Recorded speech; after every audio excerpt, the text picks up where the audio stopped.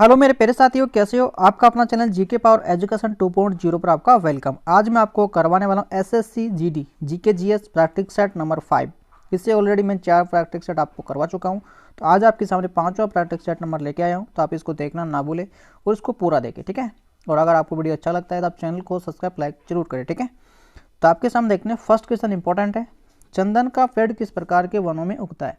यानी चंदन का जो पेड़ होता है किस प्रकार के वनों में उगता है? तो 4 ऑप्शन दे रखे हैं आपके सामने, तो राइट आंसर आपको बताना होगा। तो इसका जो राइट आंसर हो जाएगा आपके सामने हो जाएगा उष्णकटिबंधीय पर्णपाती वनों में चंदन के पेड़ उगते हैं, ठीक है। ये इसका राइट आंसर ए हो जाएगा, ठीक है। इसकी कोई डिटेल दे रखे इसको आप देखना होगा। चंदन उष्णकटिबंधीय पर्णपाती जंगलों में उगते हैं, ठीक है। इसके बाद देखिए ये वन परिद्वीप से अधिक वर्षा वाले भागों में उत्तरी प्रदेश और बिहार के मैदानों में पाए जाते हैं। ये भी आपको ध्यान रखना होगा कौन से एरिया में होते हैं ये, उत्तर प्रदेश और बिहार के मैदानी भागों में पाए जाते हैं, ठीक है।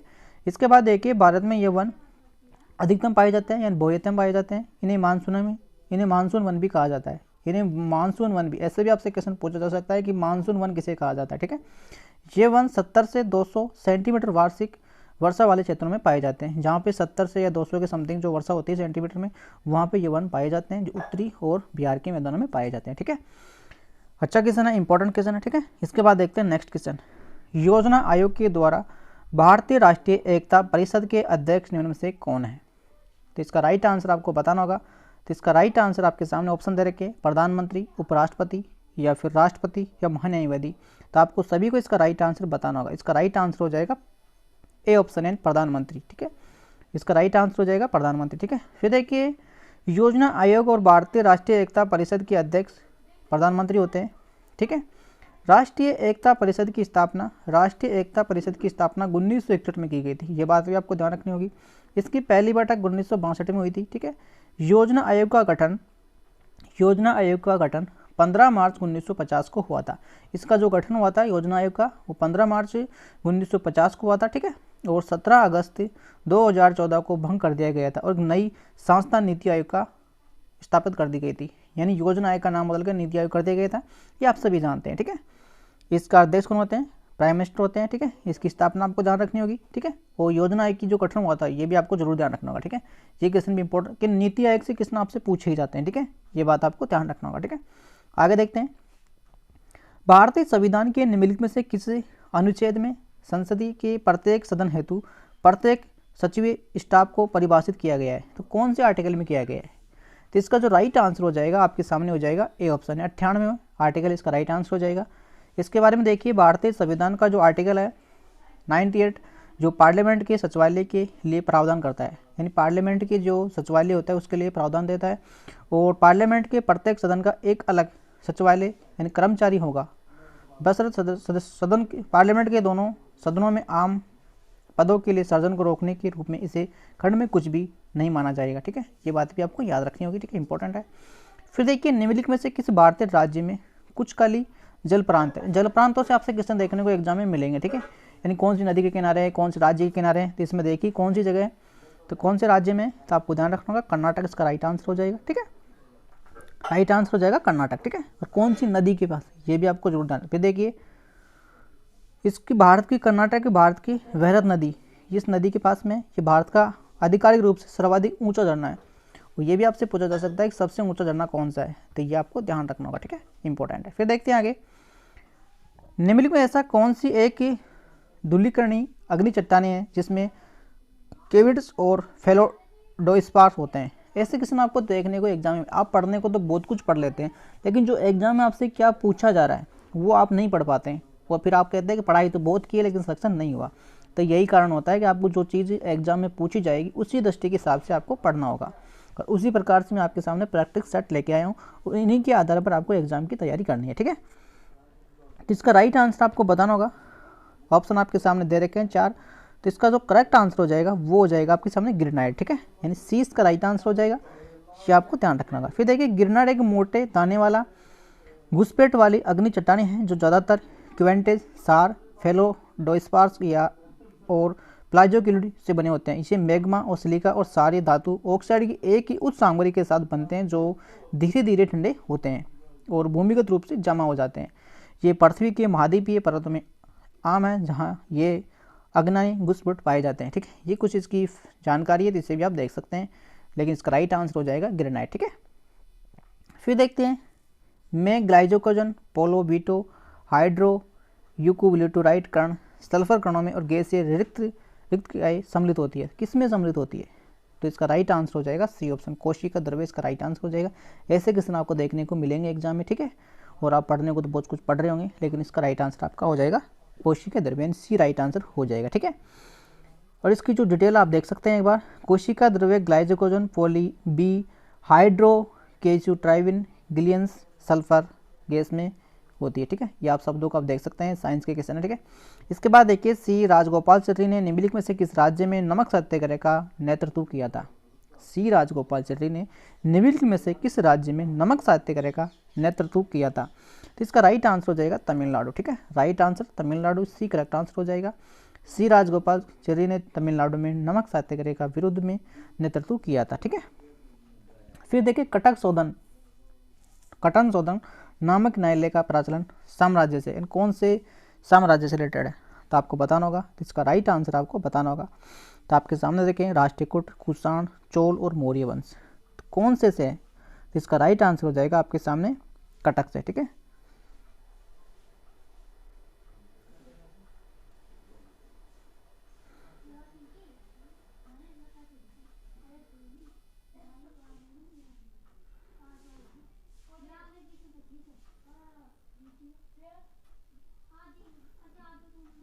इसका राइट आंसर आपके सामने, इसका राइट आंसर देखिए कटक शोधन जो नामक के न्यायालय का प्रचलन कहाँ हुआ था? तो मौर्य साम्राज्य का राइट आंसर हो जाएगा। ठीक है, मौर्य आपको ध्यान रखना होगा। इसके बाद देखिए इसकी जानकारी थोड़ी सी, साम्राज्य में कटक शोधन नामक इस प्रकार का एक दरबार प्रसिद्ध है। जो कटक शोधन मौर्य साम्राज्य से प्रचित प्रस्तुति और जो पश्चिम बंगाल में है, जो 15वीं और 17वीं शताब्दी के मध्ययुगीन काल में रचित गीतों का उल्लेखन है। ठीक है, ये आप ध्यान रख सकते हैं। ठीक है, इंपॉर्टेंट क्वेश्चन बनेगा ऐसा, आपको ध्यान रखना होगा। कटक शोधन नामक न्यायालय का जो प्रचलन है वो कौन से साम्राज्य से है? तो मौर्य साम्राज्य, आपको याद रखना होगा। ठीक है, अच्छा क्वेश्चन है, इंपॉर्टेंट क्वेश्चन है, ध्यान रखना होगा। ठीक है, एग्जाम में पूछा जाएगा आपसे। फिर देखिए इसके बाद देखिए पदावली कीर्तन मध्यकालीन पश्चिमी बंगाल 15वीं और 17वीं शताब्दी के प्रशांत रचित गीतों का संदर्भ है।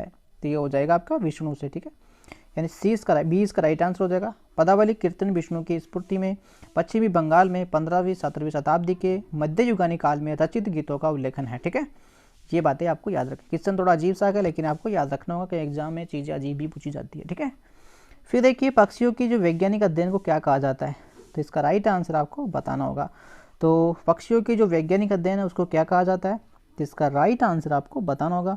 तो 4 ऑप्शन आपके सामने दे रखे हैं आपके लिए, इसका राइट आंसर हो जाएगा बी ऑप्शन। ठीक है, बी इसका राइट आंसर हो जाएगा। पक्षियों के जो वैज्ञानिक जीवन की शाखा, इसके अंतर्गत पक्षियों के बाह्य और आंतरिक वर्णिक या उनके वर्गीकरण या विस्तारित विकास या उनकी दिनचर्या या मानव के लिए प्रत्यक्ष या अप्रत्यक्ष आर्थिक उपयोग इत्यादि के संबंध में विशेषता है।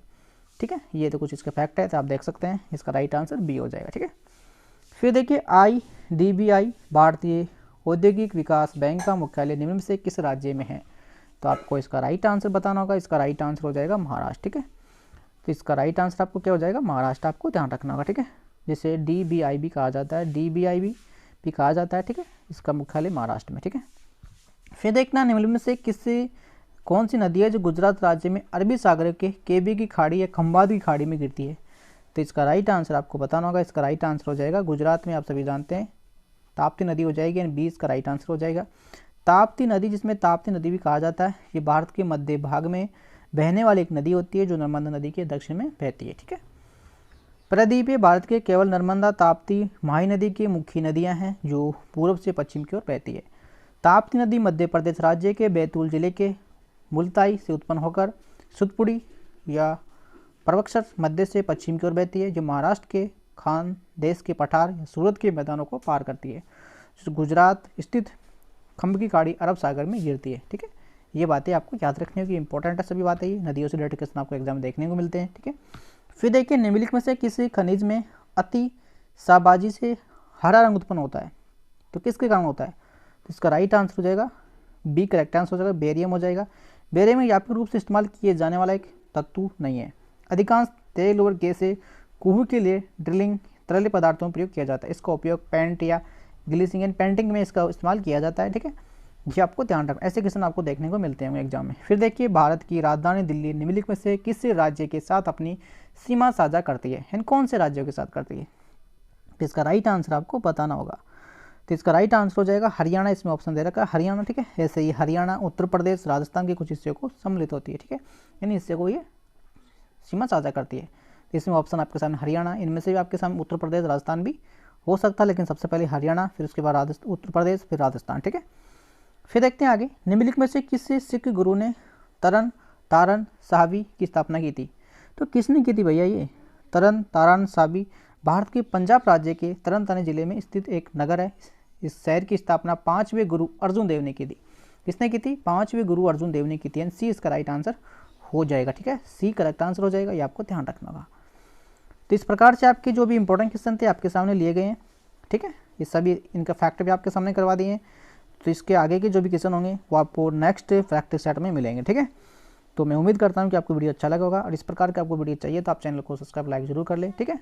और प्रैक्टिस सेट में सिलेक्टेड क्वेश्चन लिए जाते हैं कि एग्जाम में आपको मिले, ठीक है, ठीक है। इनके आधार पर आपको पढ़ के जाना है, ठीक है। ये नहीं कि कुछ भी पढ़ रहे हो दमादम, लेकिन वो किसी काम का नहीं है, आप सभी जानते हैं इस चीज़ को। एग्जाम में आप अच्छा दिखाएंगे तो ही आपका पढ़ाया काम में आएगा, नहीं तो कोई काम का नहीं है, आप सभी जानते हैं इस बात को, ठीक है। तो आपको वही पढ़ना है जो एग्जाम में आपको मिले, ठीक है।